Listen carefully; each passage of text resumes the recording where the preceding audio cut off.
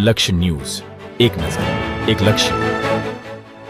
બનાસકાંઠા જિલ્લા પોલીસ વડા અક્ષયરાજ મકવાણાની અસામાજિક તત્વો સામે કડક કાર્યવાહી. પાલનપુરમાં કુખ્યાત બુટલેગરના દબાણ ઉપર દાદાનું બુલડોઝર ફરી વળ્યું છે. એલસીબી પોલીસ નગરપાલિકાની ટીમે મામલતદારને સાથે રાખી પાકું દબાણ દૂર કર્યું. માનસરોવર નજીક રહેતા કુખ્યાત બુટલેગર રણછોડ ઉર્ફે છલિયા સામે નોંધાયેલા છે 39 ગુનાઓ. પોલીસે અગાઉ નળ કનેક્શન અને વીજ કનેક્શન પણ કાપ્યા હતા. જો કે અનેક ગુનાઓમાં સંડોવાયેલા હોવાથી એની સામે કરાઈ કાર્યવાહી. પાકા દબાણો જમીનદોસ્ત કરાતા અસામાજિક તત્વોમાં ફફડાટ ફેલાયો છે. મૂળજી ચૌધરી, બનાસકાંઠા.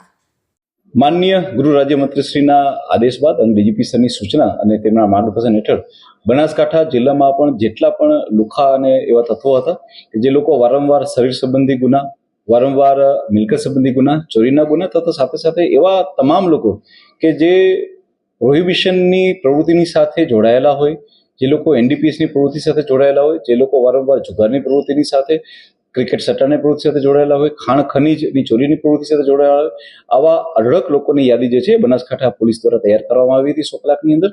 અને આવા તમામ તત્વો કે જો એમની પાસે ગેરકાયદેસર નળ કનેક્શન, ગેરકાયદેસર ઇલેક્ટ્રિસિટી કનેક્શન કે એ લોકો ક્યાં દબાણ કરેલું હોય તો તેની ઉપર પણ કાર્યવાહી કરવામાં આવી રહી હતી.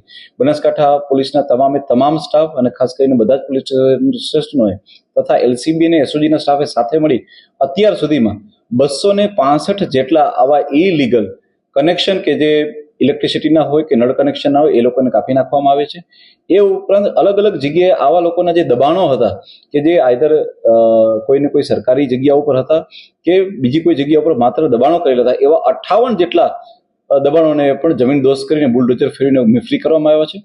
આ સિવાય હજી બીજા 583 જેટલી જગ્યાઓને આઈડેન્ટિફાઈ કરી મામલતદારશ્રીને રિપોર્ટ કરવામાં આવ્યો છે.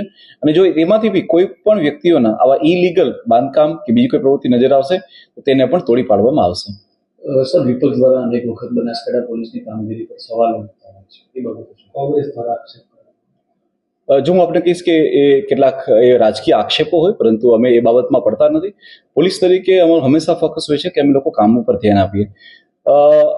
એ બધી વસ્તુથી પરવા કર્યા વગર હું માત્ર આપને આંકડાઓ આપવા માંગીશ કે બનાસકાંઠા પોલીસે છેલ્લા 2.5 થી પોણા 3 વર્ષ દરમિયાન પ્રોહિબિશનના 42,000 જેટલા કેસ કર્યા છે અને 105 કરોડથી વધારેનો મુદ્દામાલ જપ્ત કર્યો છે. નાસ્તા ફરતા આરોપીઓ, જેને કહેવાય કે રેકોર્ડ બ્રેક કામગીરી, એટલે કે 986 નાસ્તા ફરતા આવા પ્રોહિબિશનના બુટલેગરોને પકડીને જેલ હવાલે કરવામાં આવ્યા છે.